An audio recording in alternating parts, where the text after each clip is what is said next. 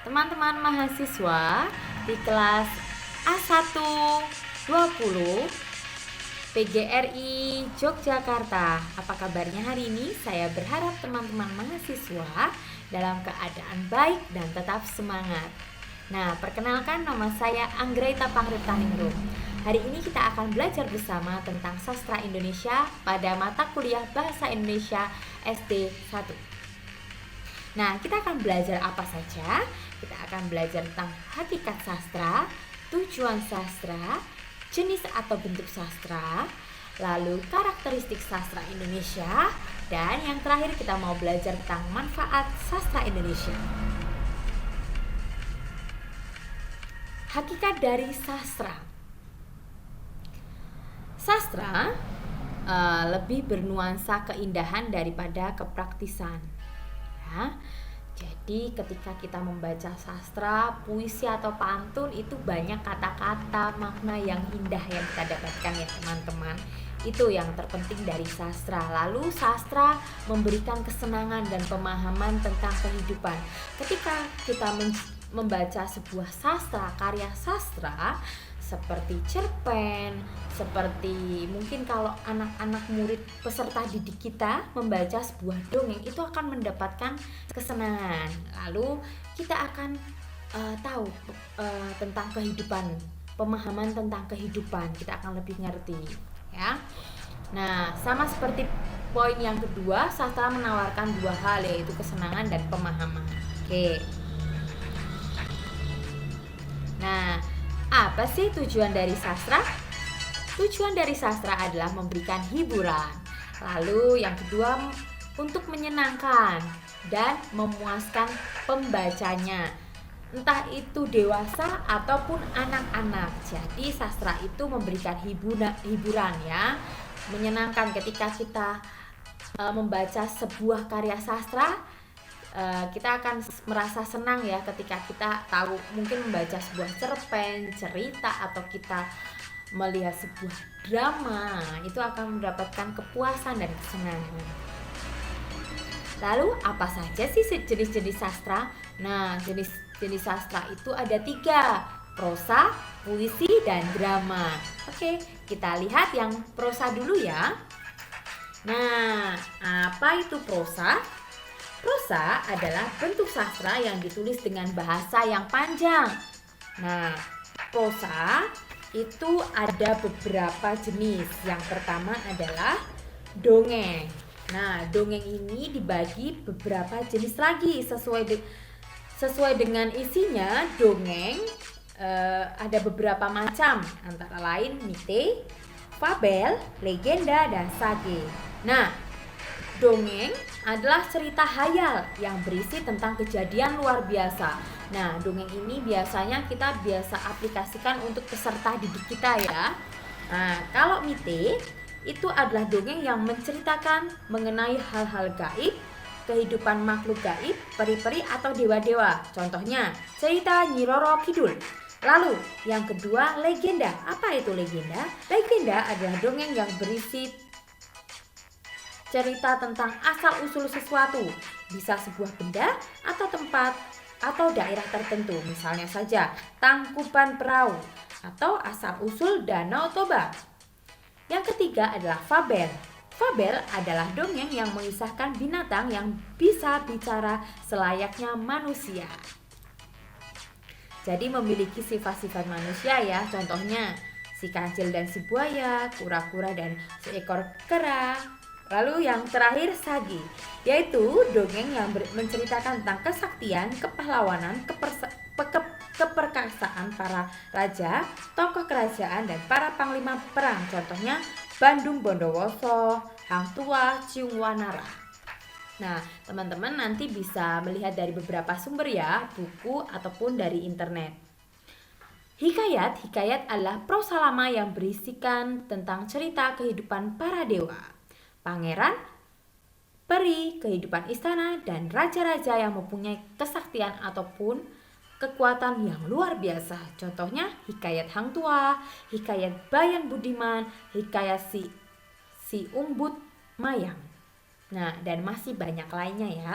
Lalu sejarah adalah termasuk jenis karya sastra prosa lama yang ceritanya diambil dari cerita yang pernah terjadi sesuai dengan cerita nyatanya, atau juga bisa berisi tentang silsilah keturunan raja. Contohnya silsilah Melayu Bugis, lalu sejarah Melayu, dan masih banyak lainnya. Lalu yang terakhir adalah Pelipur Lara. Kita sebut dongeng Pelipur Lara. Apa itu? Dongeng yang menceritakan tentang kejenakaan atau kelucuan para tokohnya. Contohnya Si Gabayan, Si Pelanduk, cerita Pak Belalang, dan masih banyak lainnya. Nah, ini teman-teman karya sastra puisi. Nah, ini ada beberapa pengklasifikasiannya, yaitu puisi lama dan puisi baru. Nah, puisi baru itu ada dua, berdasarkan isi dan berdasarkan bentuknya. Teman-teman bisa lihat di sini ya, dari puisi lama ada 5, mantra, gurindam, syair, bidal, pantun. Nah, lalu yang puisi baru itu ada berdasarkan bentuknya ada 7 ya, balada, himne, ode, epigram, romansa, elegi, satir.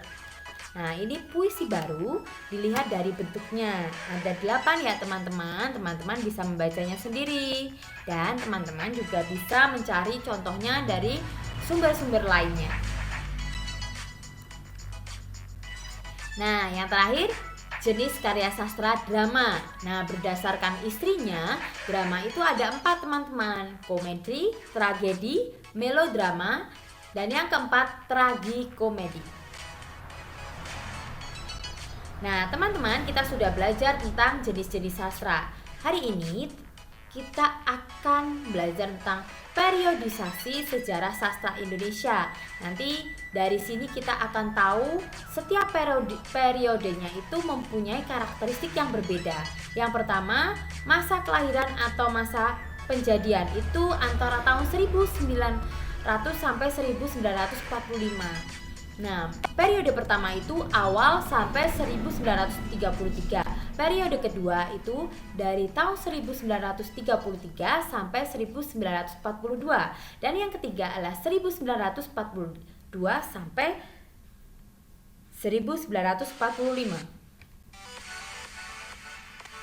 Nah, yang kedua adalah masa perkembangan dari tahun 1945 sampai sekarang. Teman-teman bisa lihat ya, ada 3 periode. Yuk teman-teman, kita akan bahas dan belajar tentang beberapa periode. Nah, sebelum masuk ke periode yang tahun 1920, kita mau masuk ke periode zaman Hindu-Buddha dulu ya teman-teman ya. Ada beberapa karakteristiknya. Yang pertama adalah ceritanya bersifat istana sentris. Apa itu istana sentris? Istana sentris adalah cerita yang kebanyakan mengisahkan tentang kehidupan istana, misalnya raja-raja, bangsawan, dan putri-putri raja. Lalu ceritanya berisi tentang nilai-nilai moral dan keagamaan. Lalu bersifat menghibur dan mendidik. Bahasanya masih sederhana, ditulis dengan bahasa Sanskerta dan huruf Pallawa. Dan yang terakhir ditulis di atas kulit binatang, daun lontar, atau di atas batu. Contohnya apa saja sih? Nah, di sini saya menyebutkan beberapa contoh saja. Sebenarnya ada banyak contoh ya teman-teman ya. Contohnya saja kisah Jayabaya, Joko Lodang, Kitab Negara Kertagama, Kitab Arjuna Wiwaha, dan Kantantri Kamandaka. Nah, lalu ada karakteristik sastra zaman Islam. Nah, ketika agama Islam itu masuk ke Nusantara yang dibawa oleh pedagang Persia, Cina, atau Gujarat. Nah, dan Persia, Cina, dan Gujarat ya. Nah, ini masih sama, masih bersifat istana sentris, berisi ajaran moral, pendidikan, agama, dan keimanan. Isinya masih bercampur dengan adat istiadat, tradisi masyarakat, dan ajaran sebelumnya yaitu Hindu-Buddha, menggunakan bahasa Arab, Melayu, dan bahasa Jawa. Contohnya adalah Kitab Papakep, Kitab Undang-Undang Mataram, Kitab Adat Mahkota Alam, syair perahu, dan syair dagang, lalu serat wirid. Nah, ini adalah karakteristik sastra angkatan 1920.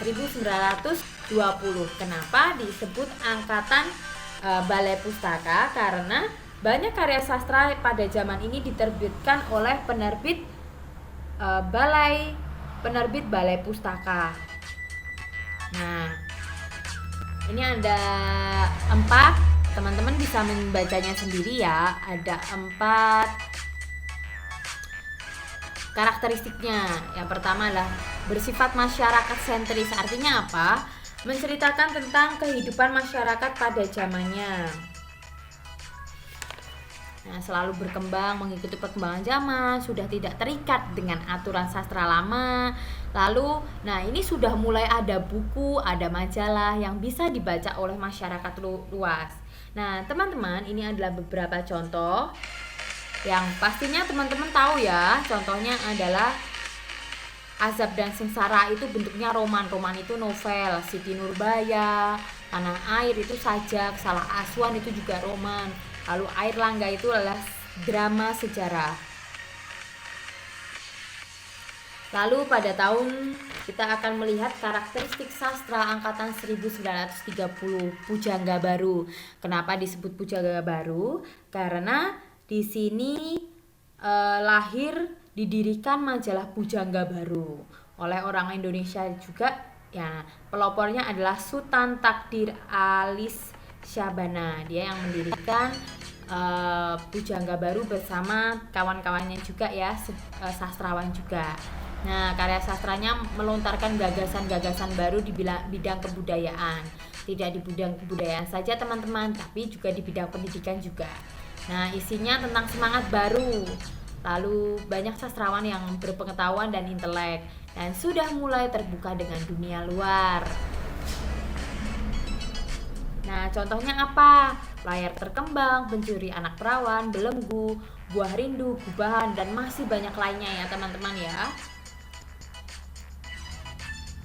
Lalu, karakteristik sastra angkatan 1945 disebut angkatan Chairil Anwar. Kenapa ya disebut angkatan Chairil Anwar? Karena Chairil Anwar lah yang menjadi pelopor terbentuknya angkatan ini.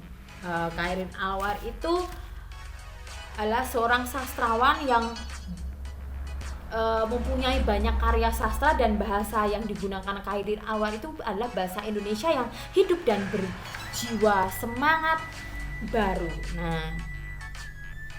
Nah ini ada beberapa karakteristiknya. Teman-teman bisa melihat bebas, individualitas, universalistis, lalu realistis, dan futuristik. Nah, oke, teman-teman bisa membacanya sendiri ya.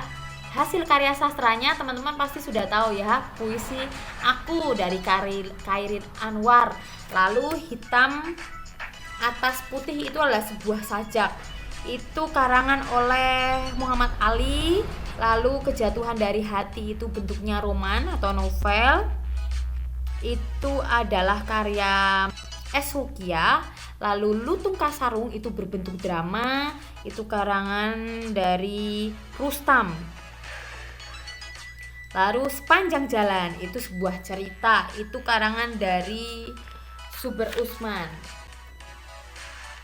Oke, nah teman-teman, kalau tadi saya sudah memaparkan beberapa karakteristiknya. Sekarang saya akan mencontohkan karya sastra pada tahun 1953 sampai 1961. Ini judulnya Kebebasan, karya Rifai Apin. Nah, teman-teman bisa melihat ya di sini bahasanya, di atas hancuran tembok yang kuruntuhkan. Bahasanya puitis sekali ya teman-teman.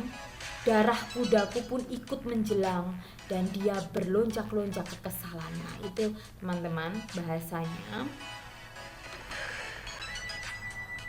Nah, pada tahun ini disebut krisis sastra karena karya-karya sastra yang diterbitkan tidak sebanyak pada tahun-tahun sebelumnya. Itu karena kehidupan bangsa Indonesia itu mengalami kesulitan terutama di bidang ekonomi, makanya berdampak pada kehidupan bersastra. Harga kertas yang mahal menyebabkan penerbit tidak mampu lagi menerbitkan buku-buku. Tapi sastra di sini tetap masih hidup ya teman-teman ya. Pengarang-pengarang sastrawan-sastrawan tetap menghasilkan karya sastranya. Contohnya saja Merahnya Merah itu adalah sebuah karya sastra karangan Iwan Simatupang, itu adalah novel. Lalu Ia Sudah Berpetualang itu adalah W.S. Rendra ya, teman-teman sudah tahu ya. Lalu Simponi adalah sebuah sajak karangan Subagio Sastrowadoyo. Lalu Sejuta Matahari itu novel karangan Motinggo Bushi. Nah, ini juga angkatan tahun 1966 teman-teman. Ada Salju, itu karangan Wingkaryo. Nah, ini bahasanya mungkin lebih bebas. Kita lihat kemanakah jalan, mencari lindungan. Nah, teman-teman bisa bisa melihat karakteristik yang ada di sini dan masih banyak lagi ya teman-teman yang teman-teman bisa gali sebenarnya. Nah, lalu contoh karya sastranya adalah karangan Bunga, itu berbentuk sajak. Lalu karangan Bunga itu karangan karya Taufik Ismail ya. Lalu Lorong Belarang, lalu Bumi yang Berpeluh, Tuyet, dan masih banyak lainnya teman-teman. Nah, hari ini saya juga akan menjelaskan tentang fungsi sastra. Ada 5 fungsi sastra. Ada yang pertama fungsi rekreatif. Apa sih? Kenapa disebut fungsi rekreasi? Karena fungsi sastra sebagai sarana rekreasi. Maksudnya sastra dapat memberikan rasa senang, gembira, serta menghibur para pembacanya, atau kita sebut penikmat sastra. Ketika kita membaca sebuah cerpen, kita akan mendapatkan suatu cerita. Nah, itu juga akan menghibur kita dan dapat mengisi waktu luang. Lalu fungsi didaktis.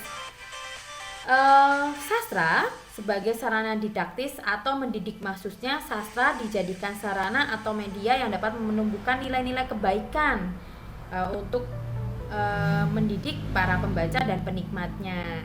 Lalu fungsi estetis, yaitu sebagai sarana estetis atau keindahan. Maksudnya sastra dapat menanamkan rasa keindahan bagi penikmatnya. Misalnya ketika kita mendengarkan pembacaan sebuah puisi, kita akan merasakan bahwa puisi itu dibacakan dengan indah. Lalu fungsi moralitas.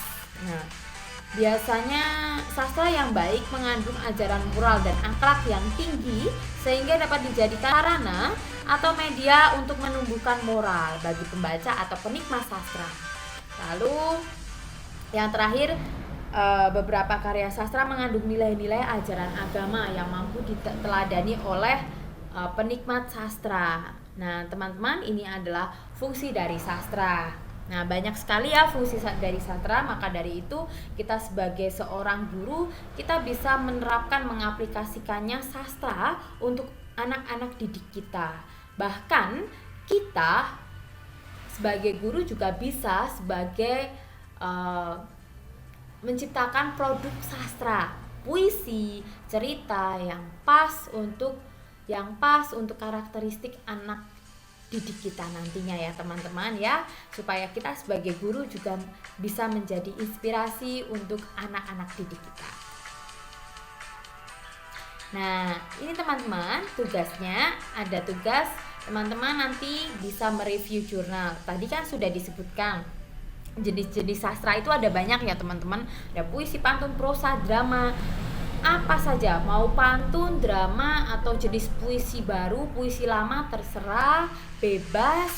Teman-teman bisa mencari jurnalnya bebas. Lalu tentang sastra ya teman-teman, boleh tentang puisi, tentang pantun, tentang drama, tentang cerpen, tentang dongeng, tentang legenda, tentang fabel, boleh untuk anak SD juga boleh, nanti untuk anak SD untuk kelas rendah ataupun kelas tinggi juga boleh, penelitian dilakukan dimanapun boleh, pokoknya jurnal mengenai sastra. Nanti jurnal itu direview, nanti saya akan berikan formatnya, lalu nanti diketik dalam bentuk dan dikumpulkan dalam bentuk PDF dan dikumpulkan paling lambat 25 Maret 2021 ya teman-teman, dikirimkan ke email saya. Oke, terima kasih teman-teman mahasiswa. Tetap semangat, tetap luar biasa.